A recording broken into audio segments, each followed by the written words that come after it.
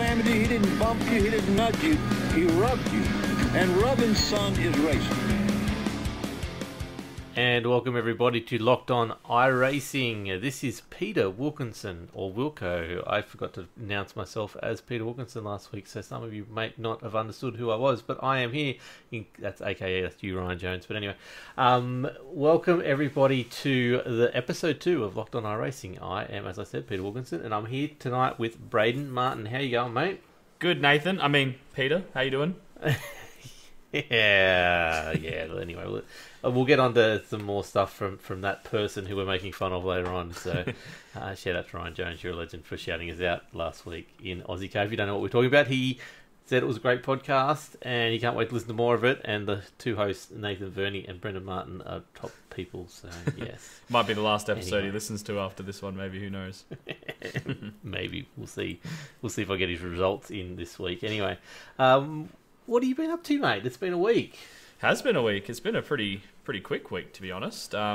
It's been really cool seeing all the response about the podcast. So just start off with that. But what have I been up to in terms of racing? Honestly, not too much. I don't own Road Atlanta, so my staple of the Skippy sort of wasn't really an option this week. I could have bought it, but to be honest, on the weekend I wasn't in the mood for trying to learn a new track, so I actually had a crack at a couple of other things just for a bit of fun, and joined into a MX5 race.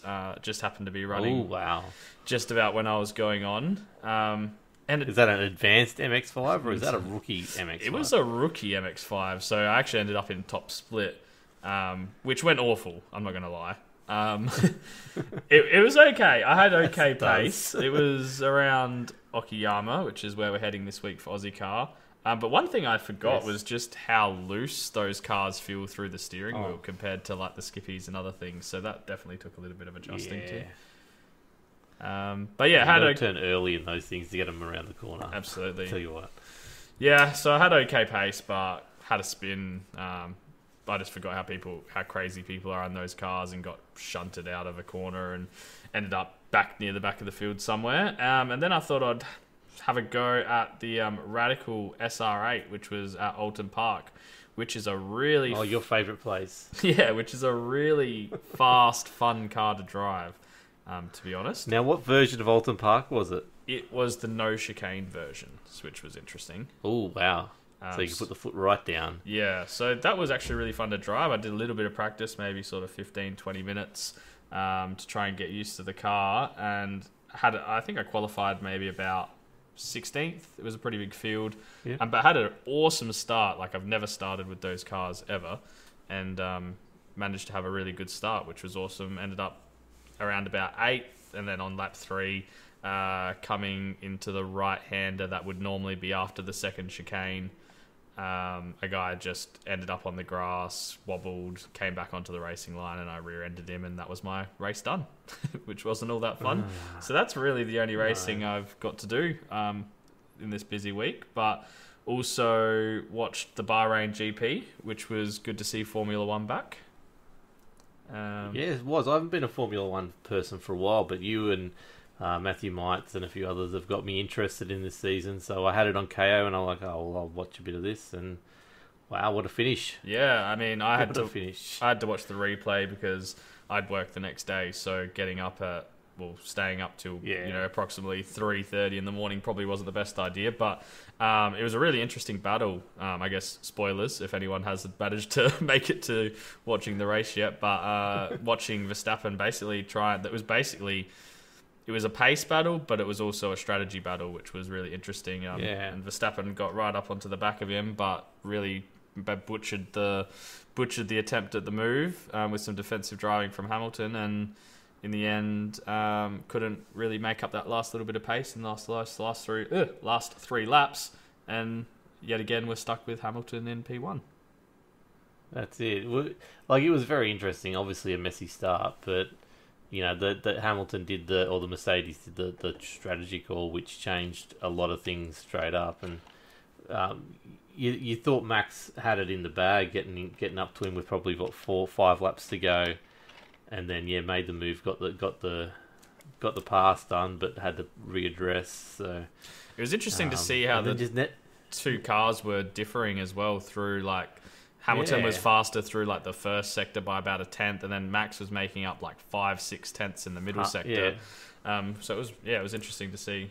But then couldn't keep up in that last one, which was the important one because that's where he came into DRS at the end of it. Yeah. So it was very, very, very interesting race, and the result wasn't the best, but it was definitely a good race. There was the bonus of Mazepin deciding to throw himself off at the start of the race as well, which is always good. So I don't think that could have happened to a nicer bloke. Have you heard what happened to Ricciardo out of all that first lap chaos? So I know he clipped his rear sort of back left on, was it Gasly's front wing? It turned out though, it looks like he had a lot of floor damage, so that might have been hampering his pace a bit. He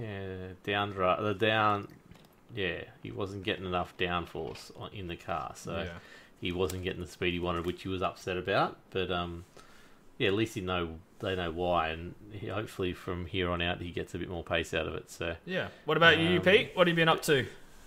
Oh, mate, obviously just excited to launch a new podcast, and I should go back to the start of the episode and say, hey, go join us in Discord, which a lot of people have, and thank you to all those people who have joined us over in the Discord, and it's lockedonlads.com/Discord. We'll give you the link. Otherwise, just hit me up on all the socials and stuff like that. You'll be able to get it.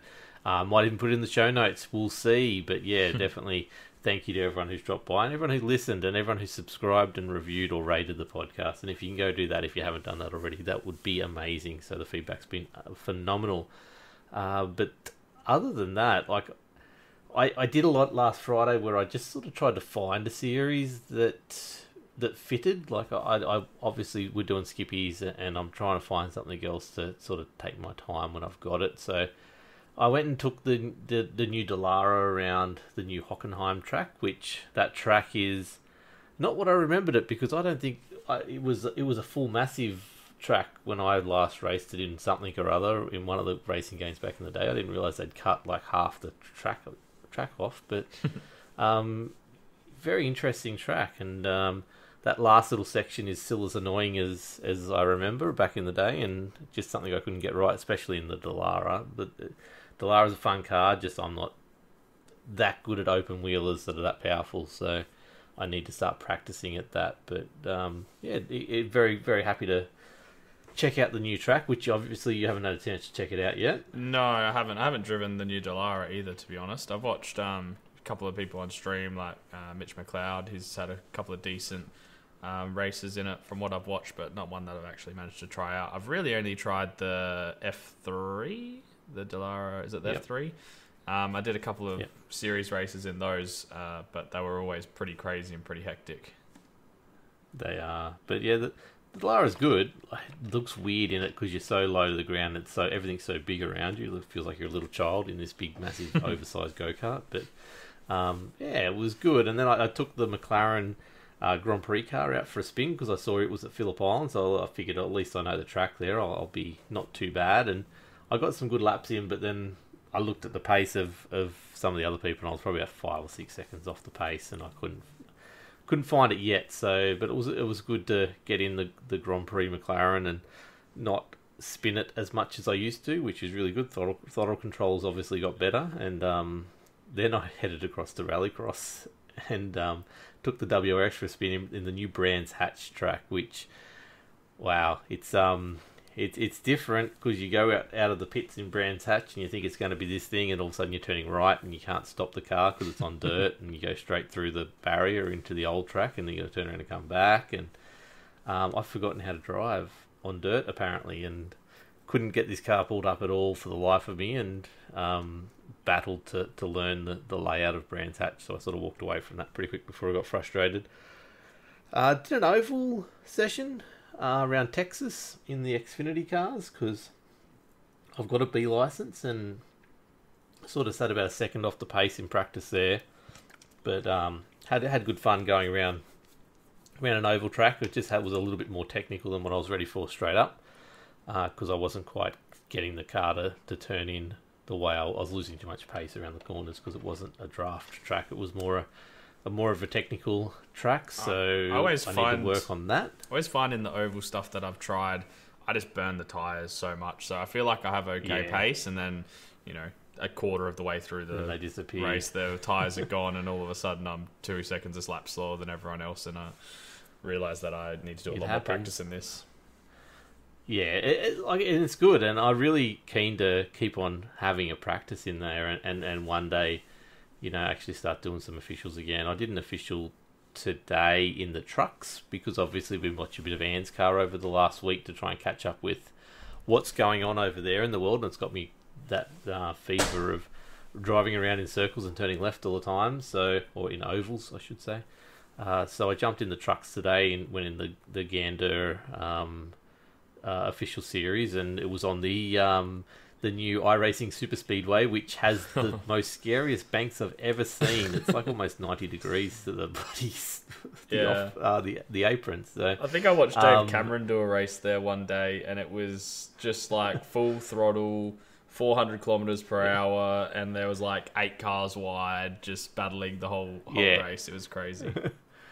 It's weird though, because I went in thinking, okay, so I practiced high line, I practiced low line, and I'm like, okay, I can do both. That's no problems at all. And then I get in, and everyone's in 2 lines until they get to the corner, and everyone sort of folds in like a zipper for the corner, so they all go the low line, and then they come out again. And I'm like, my brain isn't that tuned to making sure I'm in the gap and getting over. So I just hung wide every corner for the first few until there was the 3 cautions or 4 cautions we had, but lost positions because of that. And then I expected everyone to fan in, and a whole heap of cars stayed high and pulled high. They must have just, I don't know, didn't quite get in there right in front of me, so I then drifted right a little bit, and then that put me into the wall enough to damage the front end of the car, so couldn't keep up with the pace after that, but still came home 12th, got +2 I rating, I think it was.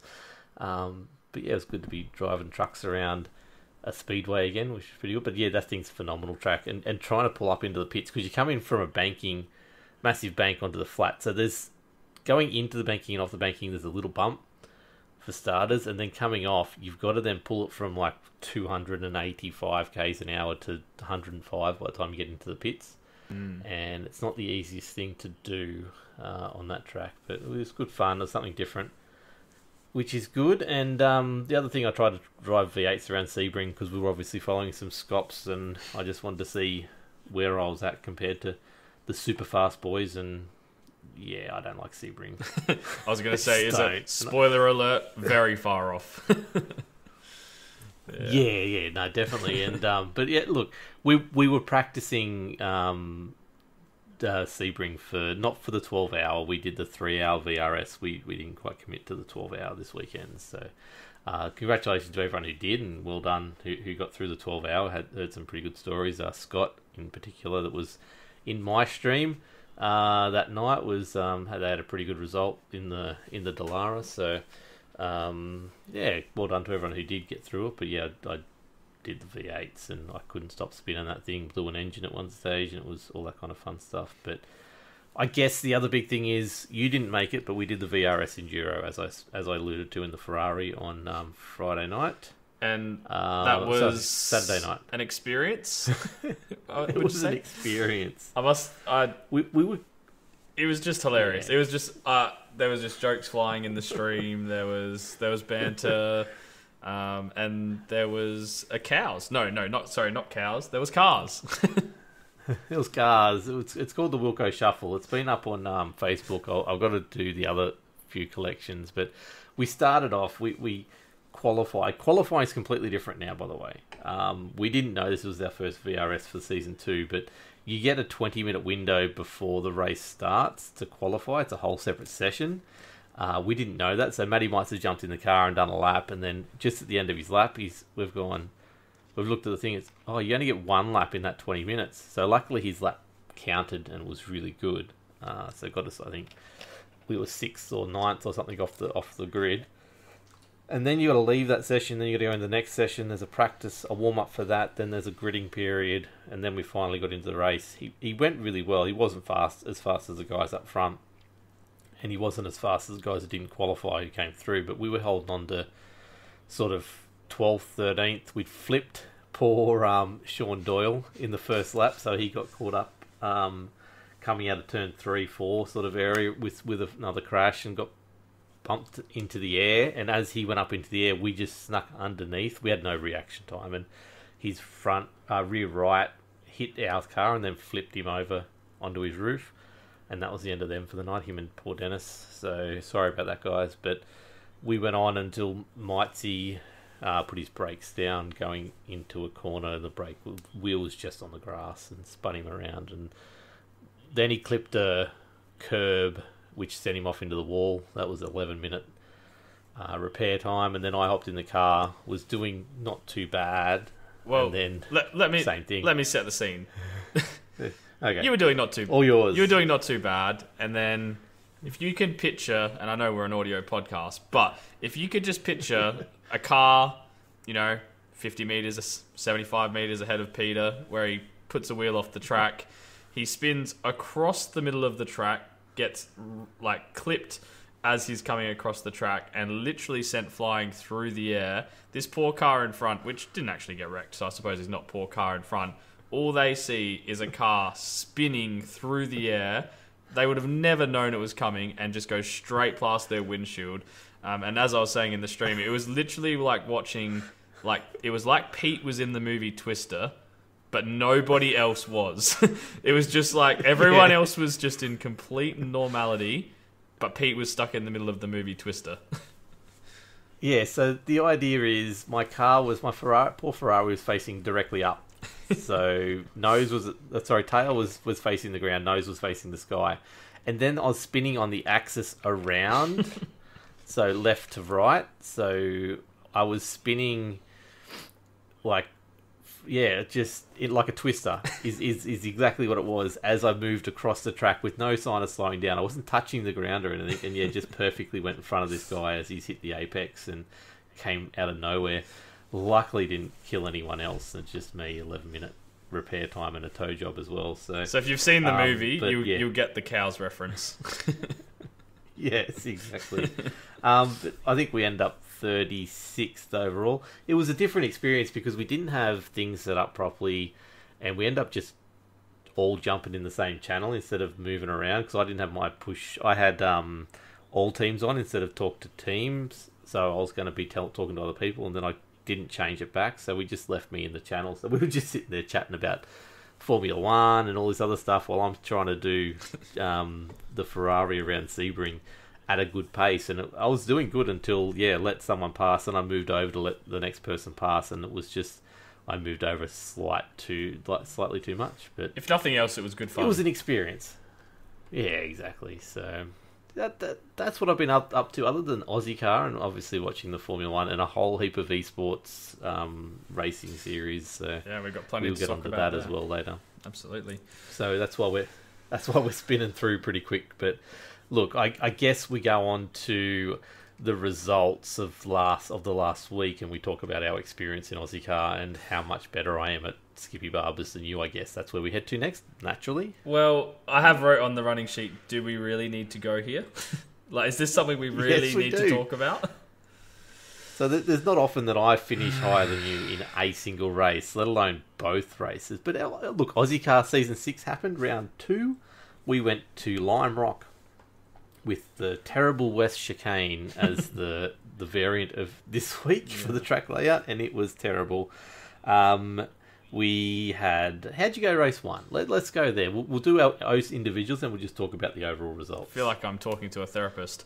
Race 1. How did you go? Race 1 was terrible, and it doesn't get much better from here, to be honest. But race 1, I qualified really horrendously. I'd actually done a decent amount of practice this week, which is why it was really frustrating. And I ended up qualifying 16th, or might have even been lower. I think it was 16th. Which put me right back in the pack, where I didn't want to be. For context, I normally probably qualify anywhere sort of probably 5th to 10th would probably be my range pretty consistently over the last couple of seasons. And Then I missed the start because both races. The start was just a really quick start. The lights went really fast, and I just wasn't expecting it. So my starts are normally really good, so that didn't help. We got a couple of laps through. I tried to dodge an accident. Forgive me if I'm wrong. It could have been Jack Patterson dropped a wheel off the side and kind of did what you did in the endurance and come shooting back across the track. I slowed down enough to manage to miss him, and someone came up the inside. Probably didn't slow down as much as they could have, but they actually made the gap. But as they made the gap between Jack's car going off and me slowing down, their back left tyre took my right front tyre with them, and theirs did that magical netcode repair, and off they drove into the sunset, and off I drove into the pits. Yeah, unfortunate indeed. So that's your race one. My race one was very different. I somehow qualified. So this is the first week when me and Chastity have actually been proper teammates. We've got the same livery and everything like that. We're in chat together as well. So thank you for coming along, and Jason Fewens for joining us in chat that last week. But I qualified with about half a minute to go. I was in 6th and he was in 5th. And then the other podcast hosts, we don't talk about, Verney and Sean Doyle, actually jumped in and split us by it was a couple hundredths of a second, and end up starting 8th. There was a few jokes made about having a podcast. All of a sudden, I got faster, which then made it onto the actual broadcast. But yeah, then we started. I went backwards pretty quick. I think I got back to about 13th or something other before there was a few spins. Had a really good battle with Tim Collin, and I didn't have the guts to go deep on him a few times, so I just sort of laid back probably about half a second and just stayed with him and couldn't quite get the run out of the West Chicane, so I ended up coming 11th to his 10th. But in the strength of the field at the moment and everything that's going on, 11th I was over the moon with that, so that was a good result. Would have loved to sneak into the top 10, but yet to happen this season. I think it's going to be tough. That was my best result. Yeah, I think it's going to be tough with the field so strong. So race 1 was dominated by the Alex McKellar, Ben Snell show with Chastanoff rounding out the podium. But like you said, there was some good battles between yourself and Tim. And there was some other good battles throughout the field as well, which was really nice to see. And that's the thing I think that's awesome about the Ozicar, is that, no matter sort of the pace you are, there's someone to battle with. I would be remiss if I didn't mention Scott, is it Barton, and his unfortunate missing of his braking marker that took his teammate out into turn 1. Yeah, that was the thing. It looked like he went almost too deep. They tried to overtake 2 people in one corner and just missed his mark, and unfortunately he hit one of the other 15 111 cars that were on the track, and it just looked worse than it should have been. But yeah, look, he got a penalty, post race penalty, and all that kind of stuff for it. So race 2, yeah, we had the fast. What's that? I was going to say race 2, or I was quickly talk about McKellar and Snell. So McKellar and Snell had a really good battle towards the end. Snell had him, and then repeated to get a slowdown on the last last corner of the last 2 laps. So really cost him the victory. Yeah, and he only lost by 0.2 of 2.5 seconds, so 0.2, so a quarter of a second. Yep. And fastest lap of the race was really in form, and then just a slowdown coming out of the West Bend chicane. Yep. The last 2 laps. I'm not going to say choked, but some might. I wouldn't. They are fighting words. Yeah, handed Alex the win. So yeah. So race 2 actually did start a lot better. So as I said, I do normally qualify a little bit better than that, and I think I managed to qualify 4th for race 2, which was I was pretty happy with. Got a good start. Chastanoff pitted early, which was interesting. By the way, I've been told to use the word chastity or Chastanoff a lot less. Right. By a few people out there, so they don't like us talking about him all the time. Anyway, we'll move on. Fair enough. He pitted early and sort of put me up into 3rd. I had a bit of a slowdown, very much a slowdown coming out of that West chicane. which sort of gave Nathan Verney, my teammate, a position. So then I was trying to draft with him for a little bit. Then he pitted and got caught up. Did he pit?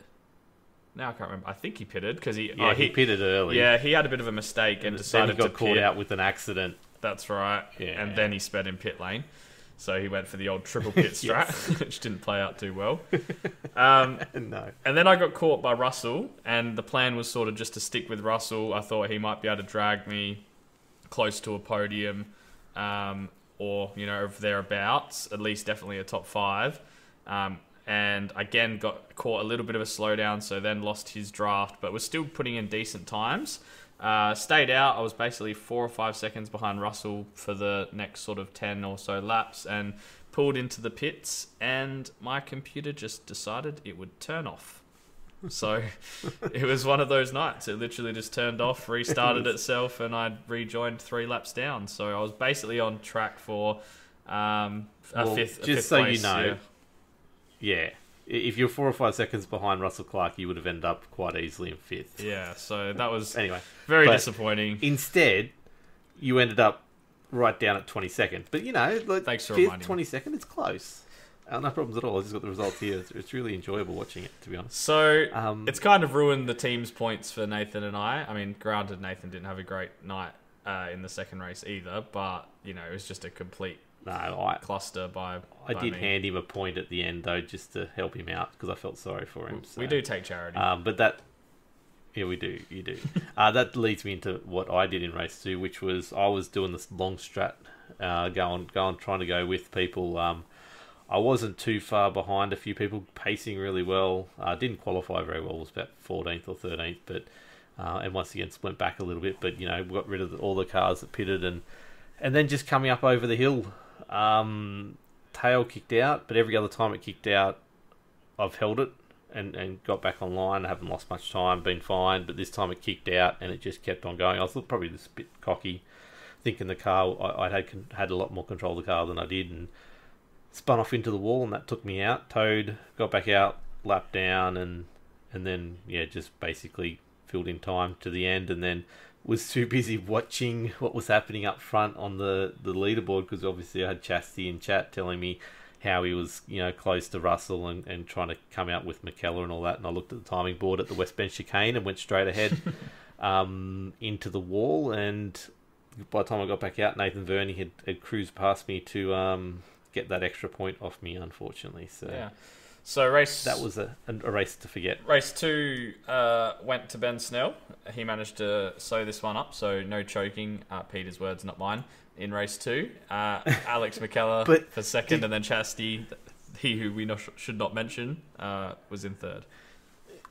Now, did you go back and watch the actual race? Because I know you were pretty livid and didn't want to. I did. Did you actually do that? Yeah, I did. Did you catch the end where Alex McKenna did what I did coming up the hill, except for he did on the other side and almost wrecked his car on the last lap? Yeah. So he was about half a second behind Snell, pushing him really hard. Then all of a sudden he finishes 5 seconds down. And everyone's like, what's going on? But yeah, he clipped the wall coming up the hill and almost rode his car off, and which ended up Chastity came down and almost got him across the line. So it was a very interesting last race. Both races that night, people trying to give away the results. So, yeah. Have you got the standings at the moment? Yep, so with the no-show from Christian Perez, he's dropped right down the leaderboard now. So Ben Snell heads up. He's behind me. P1 on 195 points with McKellar. He's got a pretty handy lead, actually. What's that? 16 points rather, over Chastanoff tied for second, both on the same amount of points. So Nathan Verney, my teammate, still sitting in fourth, and Dennis Hancock rounding out fifth place. Excellent. Yeah, cool. The teams is Van Diemen Racing. Yep. Be in front, I think. And then I think it's White Knuckle Racing. I haven't got it. And then Nathan and I still that's right. In third, but fair way off the base. And then Emu Racing fourth, catching up to you guys quick smart too. So you are still beating me in incident points, so we can still have that. So you do beat me in something. You got to cling to something, don't you?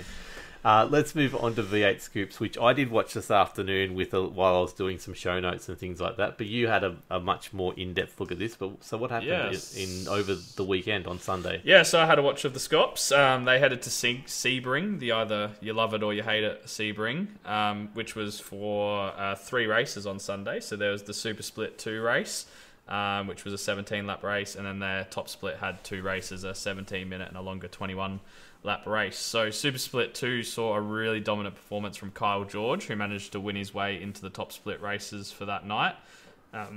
He was like 2 or 3 seconds ahead for most of it. Yeah, so he went from really green lights to checkers and won the whole thing. So he's been racing really well for United Sim Sports. There was talk about the safety car being involved, and there was a fair bit of chaos, but no safety car was called. I'm gonna butcher this name. Talyancic came home for second, and Reece Keane rounded out the podium. And I won't mention that last part because those two had a really good battle at the end too. Did. That was where everything was to watch at the end. So obviously George going off to win quite easily, but those two definitely swapped back and forth for second. Over the last couple laps. And it was like that through most of the races. There was some awesome battles. So race 1 of the first top split was an awesome battle between Josh Anderson and Ethan Warren. Pretty sure they were both fighting for their first ever top split win. Yes. So once Madison Down crashed out, it was the top 4 had never won a race before. Yeah. So it was Anderson, Warren, Purdy was in there, and I'm going to forget the last person, but definitely it was all of them were up for their first win. But yeah, Anderson and Warren sort of pushed out and had the battle to themselves after a bit there. So. Yeah, and like you said, there were some big names that kind of had those mistakes or issues. Richard Hampstead went for a gap that just wasn't there and cost himself a drive-through penalty pretty early in the race, which was pretty interesting. It did get a bit messy, both races, to be honest. But, there's 40 cars on the track at once, and all of them are probably just as good as each other, only a few tenths or hundredths of a second between them, and they're battling. So there was a few little incidences, but probably more than I would have thought there would have been anyway. Yeah, and maybe that's down to being Sebring a little bit as well. So yeah, that very much so. First one did manage to go to Josh Anderson though, so it was good to see him get his first win. Like I said, from Ethan Warren, and then third place was Jared Filsell, who was fresh off of his 12-hour top split victory racing with Scott McLaughlin, I'm pretty sure. I think that's what I was watching early on Saturday on Twitch as well. So pretty handy weekend for him. I heard Scotty had McLaren in there helping him bloody with tactics and stuff. Yeah, so that was interesting. Race 2, Madison Down and Richard Hampstead actually bounced back very well and managed to finish themselves first and second in that race as well. And this was an awesome race, the longer race.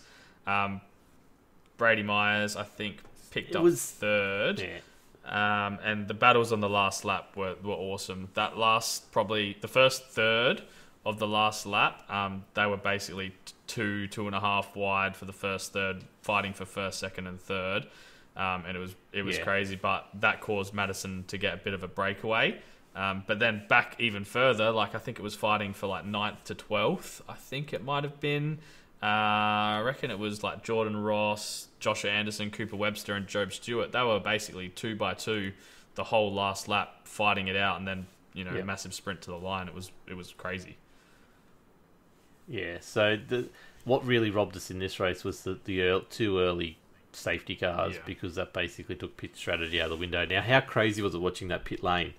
And there was 2 people who got stuck out to it where they completely missed their bay. One person overshot their bay by about 5 or 6 car lengths because you had 40 cars in there in 20 odd bays, and it was chaos. One thing I always find hilarious when I watch the Scops is when qualifying starts and there's just 40 cars all banging it out of the pits just to try and get track position. It was really funny. I was actually watching Emily Jones's stream for a little bit. Poor girl again. Yeah, and it was really funny because she went out first, got out on track first, and I think she gave her partner a tow, and she was annoyed that she gave her partner a tow, because he beat her time. So it was pretty funny. I must give a bit of a shout out as well. Reese Gardner and Jake Sperry did just an awesome job on the Top Split broadcast. Yeah. They have great chemistry when they're working together on comms, which was really, really good. Yeah, Sperry's definitely better commentator than he is a skips driver from what I had with him in the first season of Ozicar. But anyway, no, they did a very, very good job. Yeah. So that leaves us with the standings. So if I am correct, no, I'm not, because I've put the wrong one up. Hampstead should be leading from what I understand. Yeah. If you want to quickly grab it up. I'm pretty sure that's right. But Madison should be pushing back. Yeah. At the moment. And it's just dominated by Trans Tasman Racing at the moment. They're just they're everywhere. There was a little bit annoying watching how many Trans Tasman cars there were. So anyway, it's a thing. You've really linked the wrong thing here altogether, haven't you? I think I have. Yep. That's okay. That we'll get to that later. We've got 2 weeks to follow. Actually, there could, with Tasmania V8s changing, there could be a change to that. But yeah, we'll see. Hopefully, in 2 weeks, we'll cover it a bit more. Okay, now up next is ANZCAR, right? Yeah. So I'm going to interrupt you here. We've got to talk about the elephant in the room. Well, I don't know what you're talking about. Well, I know we talked about ANZCAR last week, and we did, and I called it ANZCAR. I'm sorry, but yeah, it is ANZCAR. And there was a big omission from ANZCAR. Now, I don't like to call him this, but I'm going to say self-proclaimed voice of Ozicar himself, Ryan Jones, got in contact with me. And he... Never heard of him, sorry. He was not impressed that we may have missed his second place last week. So I think it's only fair that we make sure we go through his results this week. Would you agree? We definitely. Okay. Yeah, definitely. We'll definitely keep up on that. So let's go straight to the trucks. We'll jump around. Darlington happened on Monday night. We did 100 laps around the old Darlington track in the trucks. And look, qualifying was unbelievable. So we had .003, so 3/1000ths of a second covering the top three. Williams and Skurlock. Williams got pole over Skurlock, but the top 11 were covered by a 1/4 of a second. It was just... they were actually saying on the thing it's the closest qualifying they've had in the series so far, but it was really good to see so much competition there just out of the qualifying. Now, out of that, Skurlock ended up starting from the pits. I haven't found out why. I need to probably go do a bit more research, but he was there, then he disappeared, and then he started from the pits. So I don't know what happened there, but unfortunately his second didn't really count for much on the night. Look, from there, Edward Foster got this massively great start. He was really doing well. Williams was doing well, who's currently the series leader, if I pull up the track, the right one. Yeah, Stephen Williams has a massive lead in the championship at the moment. So he was just, happy to be up there, and then all of a sudden put himself in the wall in the early stages of the race, and that sort of saw him go backwards down the track. But, to his effort, to his amazing skill, put up a great effort to keep that damaged car going pretty well, and probably helped out by a few other cars doing exactly the same thing that he did later on in the race as well. But Joshua Carroll Walden also charged up the field from where he started as well. Skurlock, by the time the first caution, which was about lap 15, had already got himself up to 11th as well, which was a very good effort starting from pit row. As happens with anything on an oval, one caution led to another caution, to another caution, and all of a sudden we had 3 cautions in quick succession, which saw a few drivers. Obviously, all the drivers got to stop for their first stop at that stage, which was really good. But the interesting one, I think it was the second caution. Aiden Schultz was coming around the corner, and I guess we'll talk about it a bit later, but there's a new smoke model on iRacing at the moment, and in oval tracks the cars lock up at pretty high speeds and smoke goes everywhere, and Aiden Schultz basically did Days of Thunder, had to go through the smoke and pray the car wasn't there, and the car was there and took him out, unfortunately. So was looking pretty good otherwise. But the other big charge at the start of the race was also Cade Donnelly, jumped up a whole chunk of places at the start as well. And then we get on to our mate Ryan Jones, who there's a mention. Sort of about mid-race, pulled his way up to second and was looking really good. It looked like he had some speed to probably push on to to first, then sort of did what you did. The tyres started to go on him, and he sort of started falling back through the field because they had this massive green section in the middle, so all these cars were starting to push their tyre life by about lap 4, 50, 55, 60 when we finally got the final caution. But Luke Trahar, who would look really good, and he's right up there in the championship as well, he was looking really good till he put it in the wall. Skurlock had made his way into a podium position at this stage, starting from the pits. But like I said, Ryan Jones and a few others' tyres started going, and then luckily they had a safety car come out, and everyone just piled into the pits, and we got to, I think it was 38 laps dashed to the flag on fresh tyres, which was really good. And then race starts. Ryan Jones hits a bump in the road and spins himself out and puts himself out of the race 37 laps before the end. So he might not ever ask to be mentioned ever again. He looked really good until he crashed the car. But he was doing really well. Just as he said on the stream, he just made a silly mistake. And in trucks, when your rear end goes, it's really, really, really, really hard to keep it from doing anything else but spinning around. So bad luck, Ryan. So 38 laps to go. Ruben Phillips was another one who pushed his way up to the front and actually got into the front runners there with a handful of laps to go. Skurlock and Foster were fighting it out close to the end, and then both Phelps and Skurlock almost got commentators' curse because they were talking about how good they were going. Both hit the wall not many laps after each other, and started falling back through the field, unfortunately. But Riley Curtis was the big winner out of all. Started in P21. Wow. And just kept his car clean, kept his car going beautifully, and ended up in second for the night. So congratulations, Riley Curtis, on a really, really good second. But overall, look, Edward Foster was by far the best driver out there on the track, and doesn't normally run trucks. It's just that the ANZCAR Cup cars have got the week off, so he thought he'd give it a go, and he likes Donington. So Donington, did I say Donington? Darlington. He loves that track, so he jumped in and showed him how to drive the trucks. Did really well. But Riley Curtis, stellar for second. Skurlock held on for third, even though he had the damaged car in the end, which was a really good effort coming from the pits. Great drives from Luke Trahar, Ruben Phelps, and Joshua Carroll Walden, who end up 4th, 5th, and 6th, respectively there. But massive shout out to Matthew Raymond, who started in P28 and finished 7th, was the biggest mover of the night, and obviously Cade Donnelly, we mentioned before, starting in 19th and finishing 9th. Out of that, 11 cars finished on the lead lap, so really, really, really good result. Yeah, I know you were saying earlier in the week that you've really been enjoying watching the ANZCAR stuff, so I might have to try and check out one of these streams pretty soon.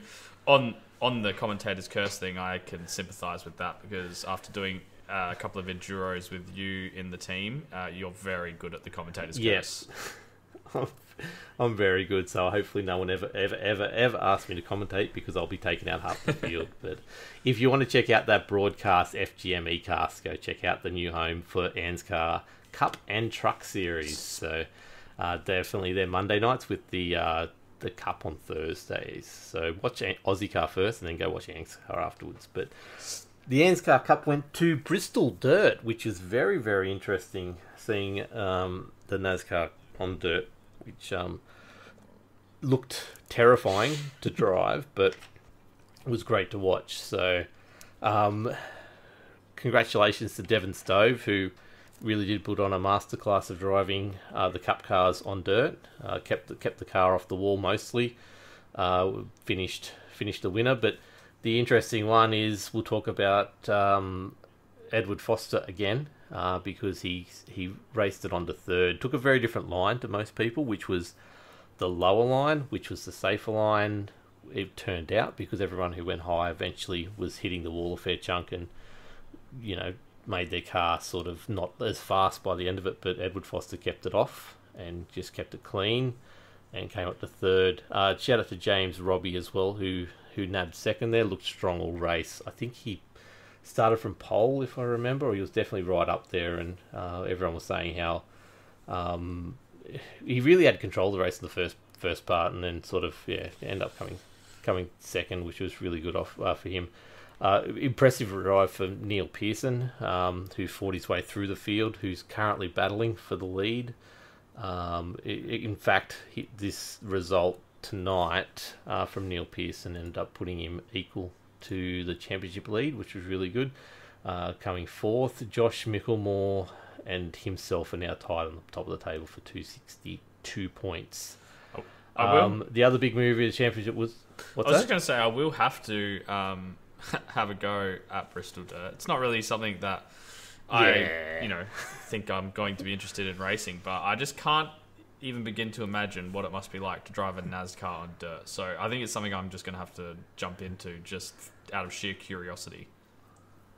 Yeah, and it was interesting them talking about the lines, especially over the length of the race, and how the top line was definitely slipperier but faster, and it was great to watch and definitely something I want to try. But hopefully one day, and I probably will suck at it and spin my car every time. But anyway, we'll see what happens. There was a big mover in the championship. We talked about him in the truck series, but Luke Trahard jumping up 7 spots with his 12th after his great 5th place finish in at Bristol Dirt. So just quickly, we'll go to these guys. So as we said, Josh Micklemore and Neil Pearson 262 points apiece, with Edward Foster coming third at 221 points.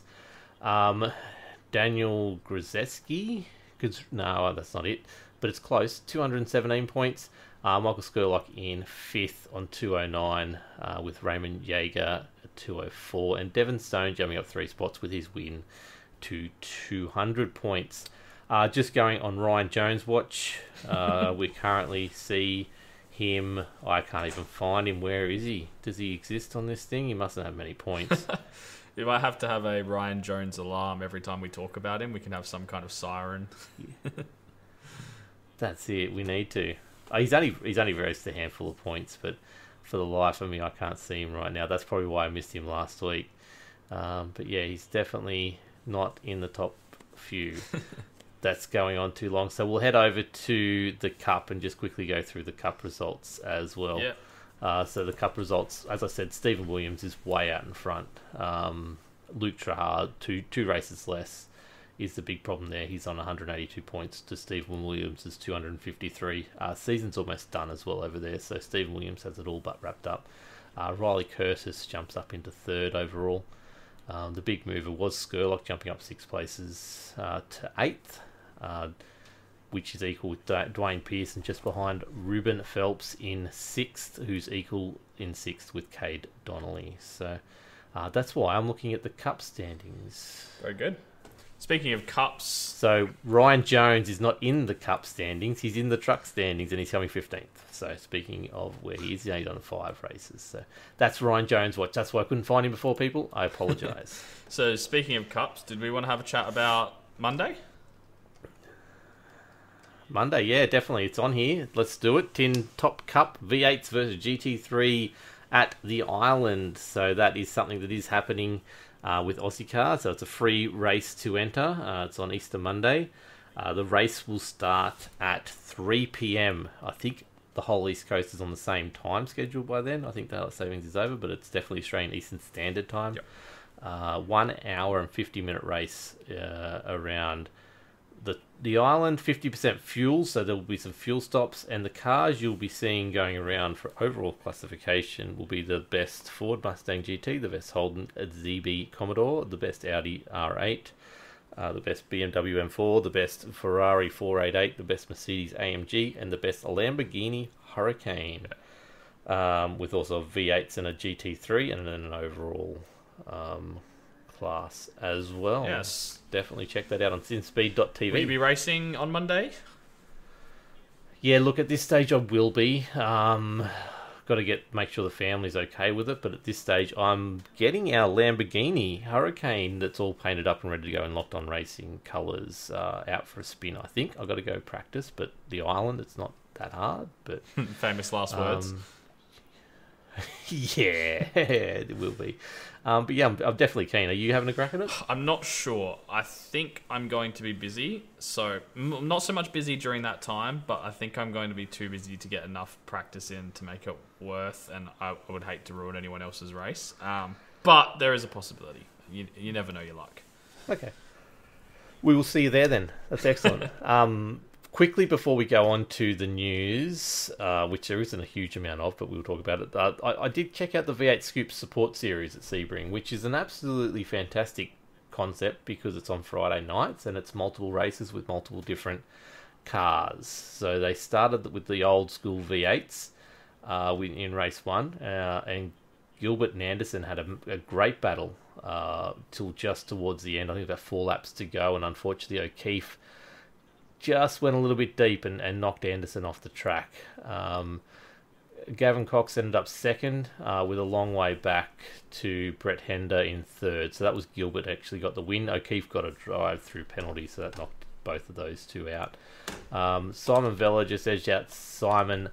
Yes, you're changing it. Mizomo. I somehow put X's in there. Sorry about that. In a close battle for 7th and 8th. So there was some really good battling all the way through the field there. Henry King down in 13th. Snagged the fastest lap of the race with a 2 minutes 01.56. That was very interesting. But the big upside of this is there was a reverse grid is race 2, and Anderson ended up the last person on the lead lap, which is where the split happens. So if you're not on the lead lap, you just automatically keep your position. So all the cars on the lead lap reverse. So he ended up getting pole position for race 2, which we'll get onto in a sec. But there was a truck race in between, the old Pro Slam Down series. I think it is that they race another night of the week on SimSpeed. Did a sort of a feature in the middle of the 2 races, and look. Glenn Postlethwaite absolutely commanding for first with Reece Gardner. That's a name we've said before tonight, but he came second. With Reece Gardner edging out, Sam Stride for second, so Sam Stride got third. So well done to Reece Gardner, who was down there showing us all how it's done. It was pretty straight up. It was the smaller track, the club track, but it was pretty straight up. Those in that order. The only major incident I quite enjoyed was Justin Howe sort of hip and shouldering Daniel Stevens into the netherworld on one of the corners. Just went deep in, and he hit him okay. It was definitely his mistake, but he just hit him at the right angle, and with those cars and their suspensions and how weird they are, he just got underneath him and rolled him and just rolled over the fence and straight to the I've pits. definitely watched quite a few of the Pro Truck Showdown streams here and there, and they're definitely the definition of rubbing his racing. There's a lot of paint being traded. Yeah, no, it was good to see, and he sort of Justin Howe held up for him, so I thought he was redressing the position. Like he had to slow right down, and then ended up nabbing him by about 0.2 of a second over the line and didn't let him pass. So I don't know what happened then. But Reece Harnell was the biggest mover from 7th to 4th in the 8-car field. But then we went on to race 2 of the reverse grid, and Anderson starting from the front just absolutely trounced the field. So start to finish, all done. Except for the last 50 metres of the race. So this was one of the weirdest things I've ever seen. Yeah, so look, technically he was leading for 14 of the 17 laps. So he took the lead from lap 2 onwards, and then come around, commentators curse, this is great work, Anderson, you've done well, coming out of Sunset Bend, the big long multi-apex right-hander, which is a nightmare, and just looked like he almost went to celebrate and get the car fishing across the thing, but actually lost control. But I think it might have just been tyre wear or something, and he's just pushed it a bit too hard, put the foot down, got excited, and put his car into the wall, pit row wall, and bounced off, and then found himself facing the wrong direction. So his easiest option to go the next probably 150 metres that he had to go was just reversing, because he had a fast finishing O'Keefe coming up behind him, the person who punted him in race 1. And if you look at the photo, I reckon there's a photo on the Facebook page, and it would be 15 centimetres between it's crazy. O'Keefe, who won, and Anderson's rear end that got second. It's just the story as well of how they came together in the first race, and then Yeah. It was one of the funniest things I've seen, and I'm sure it won't be the last funny thing. But if that hasn't been submitted to some kind of iRacing compilation, I don't know what they're doing. Yeah, look, I think that was the first thing. I think it was Cameron Nance or someone was actually in there saying that they were emailing straight away to get that across the line. But yeah, .085 was the end result there with O'Keefe beating Anderson. Was almost basically always was always in the action in the middle of the track. It was impressive. He was always just seemed to be there at a huge tussle with the winner from race 1, Gilbert, and also O'Connor. In the end, Matthew Pluck got third with a big charge from 10th, and Gavin Cox was the biggest mover of the night from 4th, finishing in 4th, starting in 13th. But yeah, Brett O'Keefe took the fastest lap of the race and the win, with only leading for like the last 50 metres of that, so in a Bradbury style effort. So well done, O'Keefe, I guess. So how you take him, how you get him. You do, and 100% take it if it happened to me. So I didn't think we had any patch notes, but I quickly looked on the forums and there was patch notes, and it's quite interesting. So season 2021, season 2 release, and the patch notes come in with a few bits and pieces here.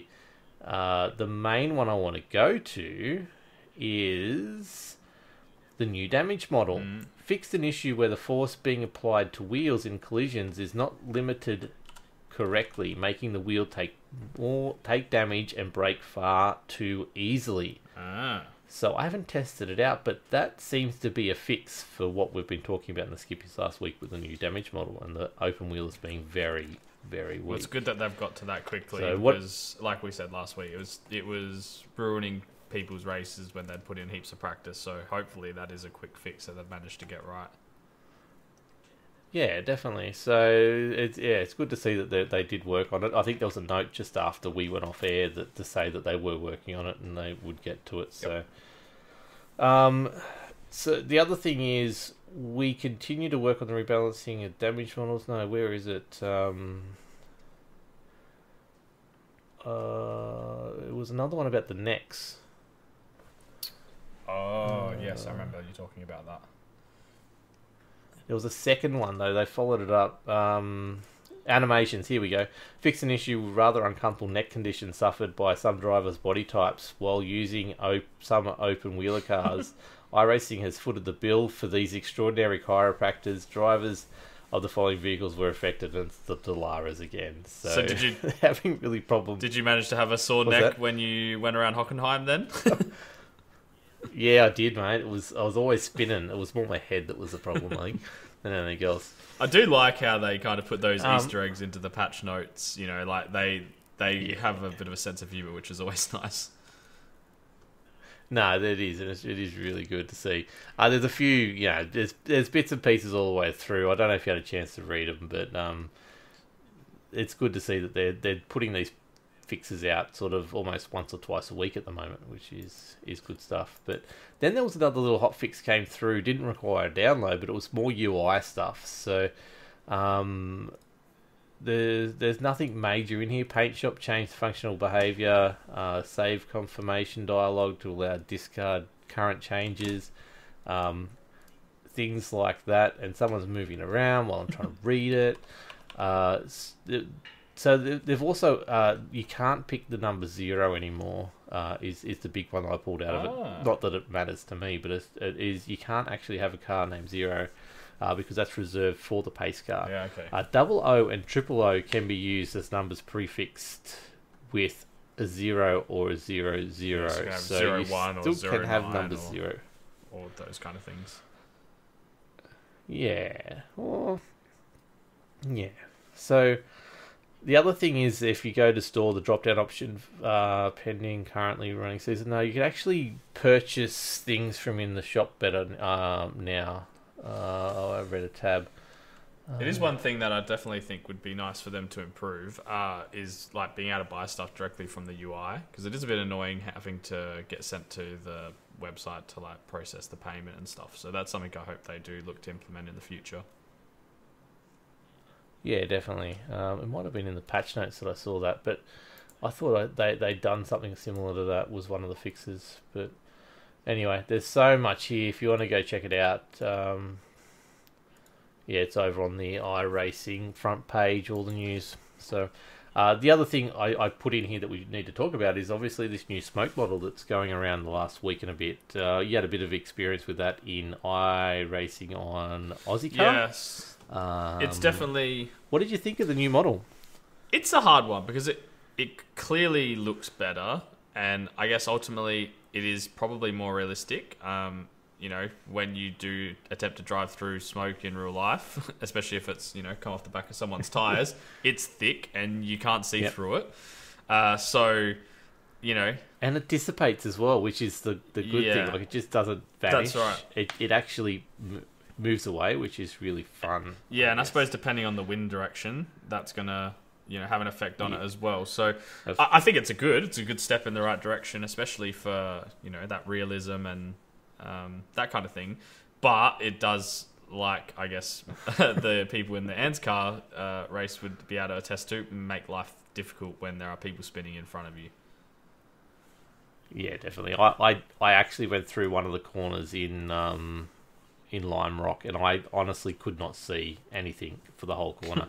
I also went sideways around that first bend the whole way around, and you can watch on the broadcast just everyone behind backing up because they couldn't see and didn't know what was going on, assuming a car was going to be in the middle of it, which, like you said, it's more realistic, which is always great, but it's something we're all going to have to get used to. Yeah. So if let us know what you think anyway. Hit us up. Contact us at lockedonlads.com if you want to do it, or hit in our Discord, lockedonlads.com/Discord, and let us know what you think of the new damage model, because, very limited experience to it so far, but at ovals, it is chaos. But at least you also know you've got a better sign of when there's something happening as well. So you can see halfway down the track, I better slow down because there is smoke everywhere. People still won't, but at least they have the option to. No, at least you can if you do it. That's right. So last week, Pete, we had to talk about my rig, the racing rig, that is. So I think this week it would be a good thing to talk about your rig. Although I did not mean to say that so suggestively. Like we got it in the show notes, and that's what we're supposed to do, I guess. So let me take my shirt off, and you can... No, hold on. Okay, so sim rig. Let's go. Look, in episode 0, we sort of talked about how I've evolved mine over time. ScoMo gave me some money, so I bought a rig and bought a wheel for my birthday and things like that, and Father's Day sort of mixed together, but didn't actually go into what I actually got. So, look, I got the Next Level Ultimate GT rig from Pagnane Imports. I can never pronounce it. I always say it in my head, and it doesn't sound we'll go right. with that. But those lovely people who since have helped me out a lot more since I got that. I got the standard GT rig, might be the Ultimate 2, but it was definitely it's all sort of, it's a 2-piece one. So you've got the stand for your wheel, which folds up, comes with the pedals, the pedal mount as well, and the pedal fold, like it all folds up flat. Then the seat itself is its own separate unit. Since then, I've got the keyboard mouse pack for it, and I've got the flight sim pack for it in case I decide to do some more space stuff. And I've also since got the triple monitor stand for it. So I've pretty much got a full kitted out GT Ultimate Next Level unit for racing. How do you find... we're doing practice for the Nürburgring, last season of Ozicar, so we're talking probably about 2 months ago now, and actually tore the metal of the frame where the wheel connects, the wheel bar, the real big bust up at the Nürburgring. I pull back on the steering wheel when I brake, and I just did it extra hard because I was super nervous, and it had obviously been tearing for a while, so it just finally, I felt it go, and I looked at it later on when I pulled it apart. They excellent service. They found one spare that part because it all pulls apart. So that particular part, they found a spare one of them sitting in the warehouse, and they sold it to me for like $15. Yeah, nice. and free postage, I think it was. So I sent it out and fixed up the rig straight away, which was really How do you good. find having the triple monitor stand and not sort of having it all as one unit? I would prefer all as one unit, but it's...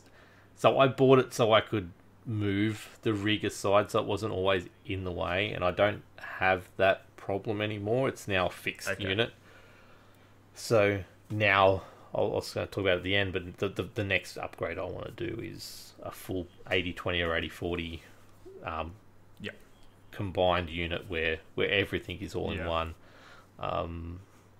Even but with the shifter box, shifter stand and everything like that, all so it's a much more solid unit. That's my problem with this unit is it's just like I can't put a direct dive on it. Obviously, if I'm breaking it with just a standard Logitech wheel, if I put a direct drive on there, it's just going to rip that thing apart to pieces. But look, as a start, it was good for a limited amount of space in my office, which I originally had. It was really good. But yeah, at the moment, it's just a stationary rig that doesn't fold up or go away. So, especially once you get triples, like you're not going to be able to fold it away and have triples sitting there anymore. Yeah, that's right.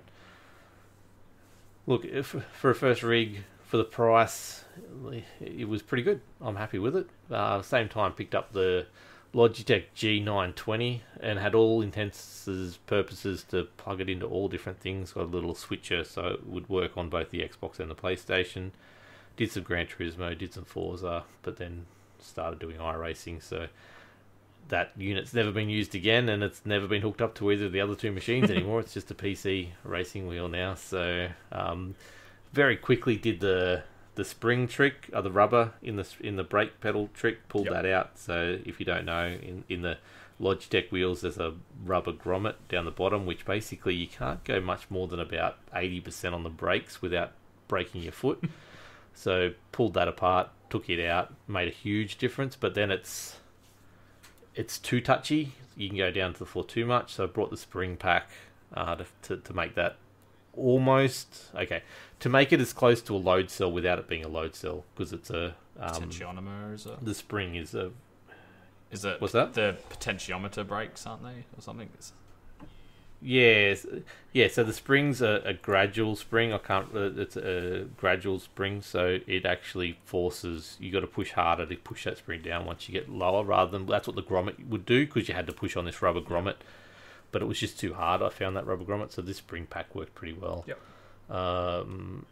And then I got an Oculus Quest, which turns into an Oculus Rift, and that became my new monitor because I was just using a single 27-inch monitor, which was a game changer. Definitely improved my times, definitely improved my awareness. But when you're streaming and you're in VR, like I did it, but it was just there was too many things to set up, and it was getting a bit too annoying. And while I loved it, the Oculus Quest is not quite there for detail. Like you could see the car 4 or 5 lengths in front of you, but after that it was just very much a blur, so I couldn't tell who it was or anything like that.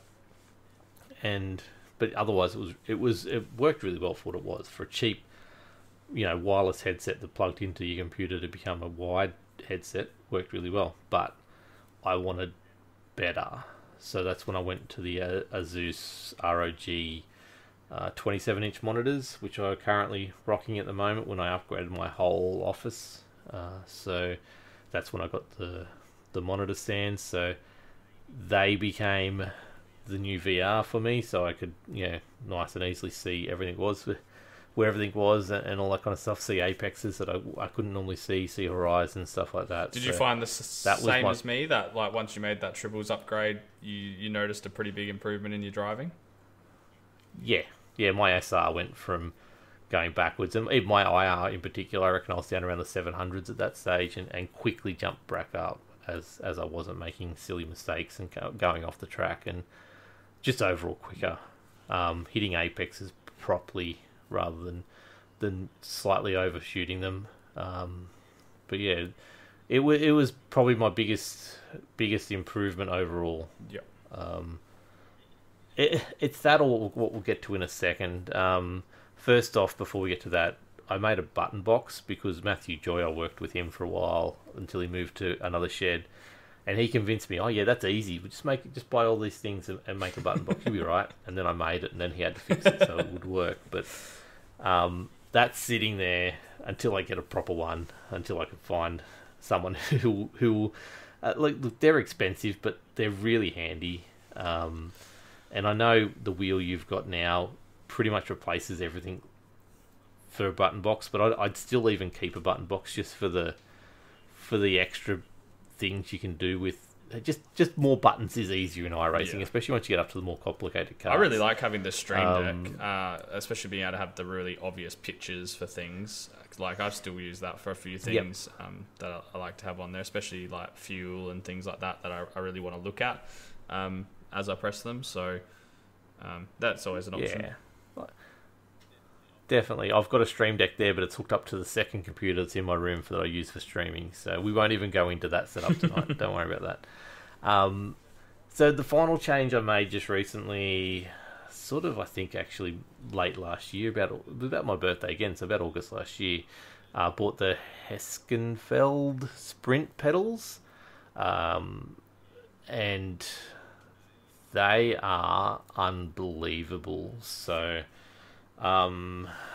they're proper load cell, and they really do give you the right feeling of the force when you put your foot down rather than just the distance. And they're fairly adjustable, so I've changed a few things around to get them to where I like it. And I would never go back to any other pedal. Now I tried the Fanatec ones that Club V3s. bought. The V3s, yeah. So Matty Joy had a set and he gave them to me for a week, and look, that sold me on getting better pedals for starters, but I didn't see the huge jump up that I thought I would from the Logitech with the full spring package and stuff. But when I then tried these, when I bought these ones and gave them a go, off like just basically looking around for reviews online, people just said if you want the best, especially if you're ever going to get into stuff like V8s, which eventually one day I'd like to, like, these are the ones to get. So it's probably that's what I did. My company. It's probably the one thing I'd probably consider still upgrading is I've got as I would have mentioned last week, the Cell Elite load cell pedals, and I got them because I won them, and they were great. They were like a massive upgrade over non-load cell pedals with the Logitechs I had, but I do feel like that's probably the cheapest part of my rig now. Like it feels a bit out of place, and I definitely think like I've gotten to the point where like I feel like I could get more out of some better brakes. So it is something I've been considering as well. So it's good to hear that those Husky-Veld ones are as good as everyone seems to be saying. Yeah, no, they are. And I picked them up from Hybrid Racing Simulations as well. So they were amazing service. I basically said, look, when can I get these? They're out of stock, obviously, with everything last year. And, they just basically got them in and sent them out to me ASAP as soon as they got in. So shout out to Hybrid Racing. What did I say? Hybrid Motorsport. Hybrid Racing Simulations. My brain is going. We've been talking for ages now. So hopefully get some of them on at some stage down the track, because they are legends. So if you ever need stuff, high-end stuff, definitely go see what they've got. They've got pretty stuff. All most of the stuff you can customize as well, put your logos and stuff. I saw them put out they sent out a Jinx shifter, was it them, with S to Gizzy, and they put his little logos and stuff on there as well. So yeah, definitely check them out. There we go, plugging people already. I know. Only 2 episodes. Got to get some sponsors before we plug anyone. But yeah, that's it. Not giving it away for free. Yeah, so that's basically my rig. I've got a whole heap of streaming stuff put around it, but and the PC under the hood is a pretty good PC. So it's got a 2070 sitting in there. Does the job. And or 2080. Same actually. As last week. If you want any pictures of Pete's rig, feel free to hit up his OnlyFans. I mean, ask him, and I'm sure he'll post some on Facebook. Yeah. That's it. The OnlyFans, you got to pay good money there, mate. Just don't give it away for free, remember? So, look, speaking of giving away stuff for free, we're going to give away advice to our listeners for free right now. So we've got questions. We put a few shout-outs out there. We got some stuff from our Discord, of all things. So definitely go into our Discord, lockedonlads.com/Discord, as you all have been, and you can submit your questions there. It's the easiest way for us to find them. But Cal, you, my former podcast buddy from Locked On Lads podcasts that we do together, he got on and asked us a question. If you were a complete noob in iRacing, but were interested to start out, what's the best advice you could give a rookie driver? Now, Brayden, you've prepared for this, so go. What's your advice? Yeah, I've had an interesting question, and it was interesting some of the discussion that I noticed this evening that sort of got struck up in the Discord, where I think Cal might have got a bit like overwhelmed by when we talked about the rigs last week and almost started to think like, well, maybe this isn't a spot for me, but we could talk about that another time. In terms of advice for a new person or a new driver trying to get into iRacing, I think it's just, one, have realistic expectations. Like it's a big learning curve. Like I came from playing, F1 games and, Forza and those kind of things here and there, and playing on mainly a controller, because back when I was playing those games, mostly the wheels and stuff were complete rubbish, and basically it was impossible to drive with them. And I think for me, I just had this vision in my head of, I'm really good at racing games, which means I'm going to be awesome at this. And at first, I definitely was not. So I think definitely having some realistic expectations is a good place to start. But getting some simple things right, like getting your field of view correct, and there's like heaps of calculators that you can use to do that out there.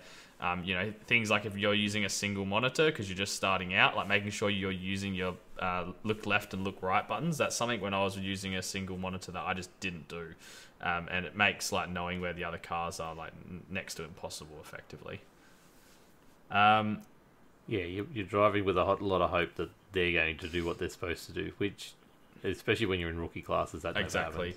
Some little things like having your pit stops sorted. So, for instance, I've found out the hard way over many times that iRacing automatically ticks your tyres and your fuel, even if you don't need them to be done. So, when you're in those rookie races and someone does absolutely dive bomb you and send you off into the shadow realm, and you end up managing to get back into the pits, and you want to go back out there, you then give away another 30, 40, 50 seconds when you change tyres and refuel when you really didn't need to. So you can actually change that in the app.ini file and make it so that I've got it now that everything's default to turn off. So I just need to click things that I need and use my Stream Deck for that. So that's always helpful. Another thing is, I think it's really important to learn to self-analyze those incidents that you 100% will have. And I think I talked about this last week. It wasn't until I realized that I was probably just as much at fault in a lot of the incidents. Every now and then there is ones that are unavoidable. But just being open-minded to that and being able to go back, look at a race, see what you can do better, it will make you a better driver a lot quicker than if you go down the woe is me path, or the everyone else is making the mistakes and it's costing me my I rating and it's costed me my safety rating and those kind of things. No, definitely. And another thing is just to get to know those different apps and different overlays, and I think we'll talk about these more in a couple of upcoming episodes, but getting to know all those different apps and stuff that can run alongside iRacing, that can really help out as well. So things like Crew Chief, things like trading paints, just to make the game look a bit more visually appealing. And then the last one is probably, it seems obvious, but really invest the time. It's really hard to be good at this without practicing. So don't just chuck it away after a week because you've had a few bad races. If it's something you really think, I could see myself doing this a little bit, you're really going to have to invest a little bit of time. And it does get better, and you will get better, but it is hard at first. And I could see how it'd be really easy to just chuck it away after, a couple of weeks because you've had a few rookie races where it's not gone well and it feels like you don't know what you're doing. So I just invest that time. Yeah, definitely. There's not much else I can say on top of that, but definitely take your little wins you get. So I'm talking about winning a race overall, but cool, I ended up 6th this race. Hey, cool, everyone crashed out and I got 5th. Or, I did this really good pass. Or I passed someone. As simple as that. Or I got 0x. Like, like have those little things, and you'll always remember those type of things. Obviously, you're gonna have bad races, and things are gonna happen, as you said, but celebrate those wins. Like I've only had one win in 18 months. Well, one win on road in 18 months that I consider a win, and that's not what I take back. I'm taking, that great pass I did, or I pushed this person, or I hung with this person. They're the kind of stuff that you got to focus on, rather than I haven't won a race yet or anything like that. Yeah. So, actually, just as you went to go start talking, I went and just had a look at my stats, because I was like, it's not all about winning, and it's the same thing this year alone. I've done 51 officials and only had the one win, so but still enjoying myself just as much as ever. So. Yeah, and don't be afraid to ask questions in communities, especially when you find the right community. And I know our one's pretty good, and there's also the Ozicar one's pretty good, where everyone's been there, so everyone's happy to understands what you're going through, and happy to teach you stuff. I guess the other one too is watch your replays. Don't just finish a race and walk away from it. Sit back and watch your replay from all different angles, and just see where your line's different to other people, and if there is a mistake, try and work out why you've made that mistake. A lot of that's self-analyzing stuff that you were talking about before, but you can get all that stuff for free by just watching replays of your actual race that you've done, or just your practice sessions. Do as many practice sessions as you can. You don't have to jump into a race straight away. There's no reason or need to do that. Just do laps. Do laps and do more laps, and you'll get used to the car after that. And there's always the tricky one I always found is lots of people were telling me, just start from the pits, or start from the back, or don't qualify and get yourself out of rookies, which to a degree I agree with, but I felt like if I did that, I wasn't going to learn how to race with people. So it's all well and good to get out of opportunities.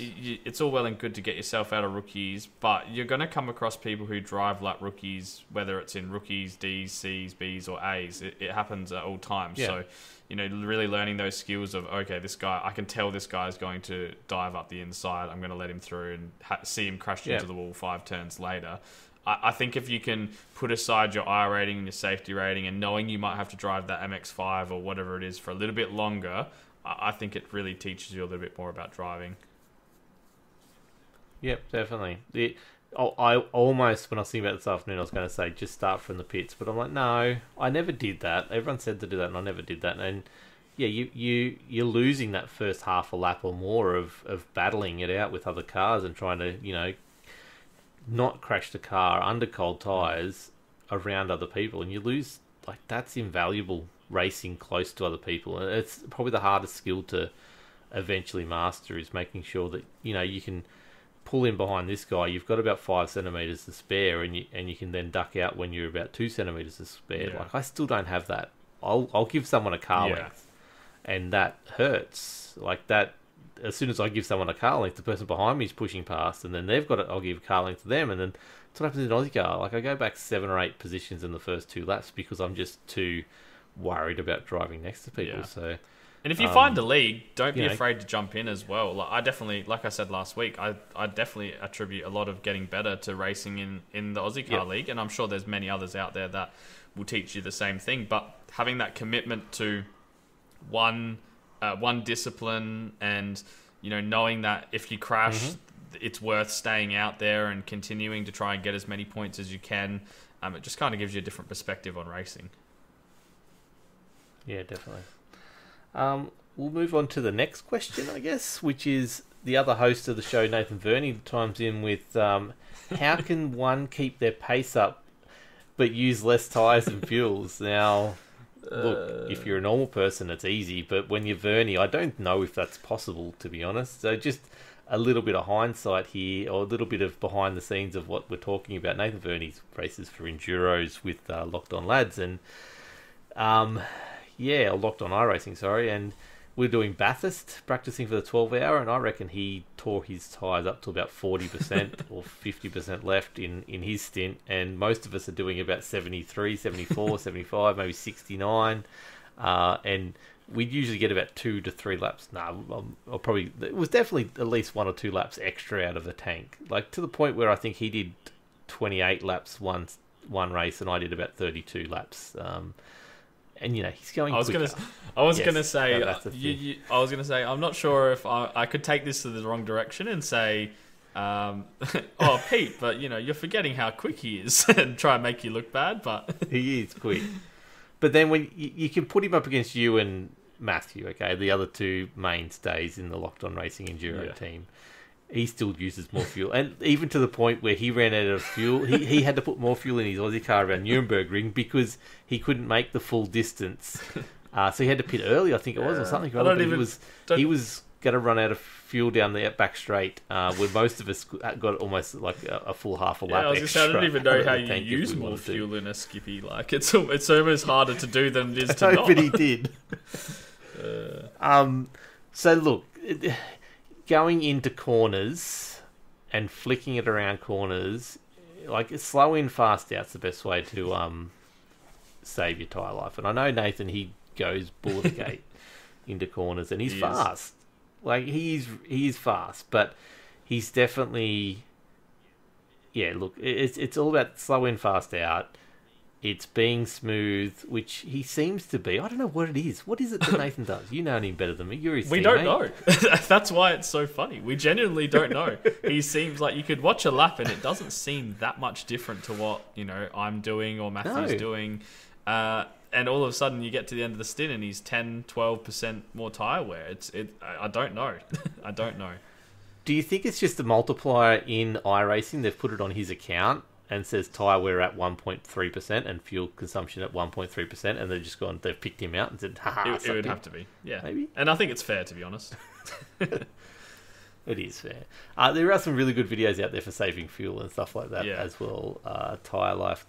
I reckon we get Nathan doing some circuits around an oval, and especially with Skurlock, his mate. Like, he'll teach him how to save tyres around there, and then that'll transfer across once he... Well, no.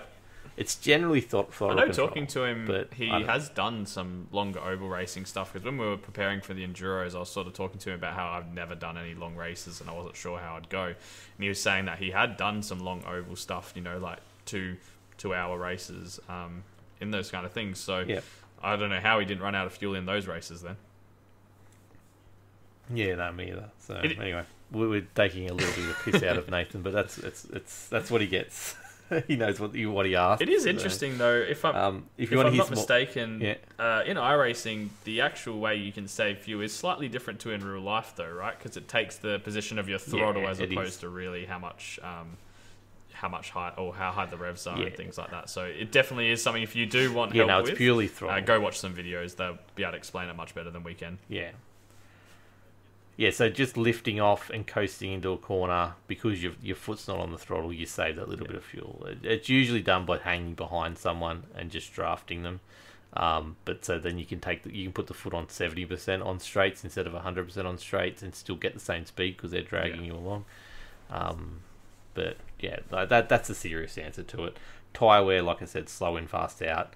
Don't be accelerating too early out of a corner. Don't be braking too hard too late into a corner. They're the two easiest ways to save your fuel. Save your tyre wear. So, but yeah, Nathan's just a freak of nature. We do have one last question that's not in the show notes, and it's from that guy we can't talk about anymore, James Chastity in Discord. How the hell do you beat Cameron Dance asking for a friend? You give him a full-time commentary job in another league, and then he can't race in said league, and you beat him that way, I guess? Or you disconnect his computer like I did to Brayden on Thursday. I didn't do that to Brayden. It is interesting. I would love to have seen how Cam Dance and Perez would have raced this year, and how close some of those battles would have been. So it is, in a way, a shame that he's not there. But I'm sure for Chastity, it's probably... like not having to relive a nightmare every Thursday.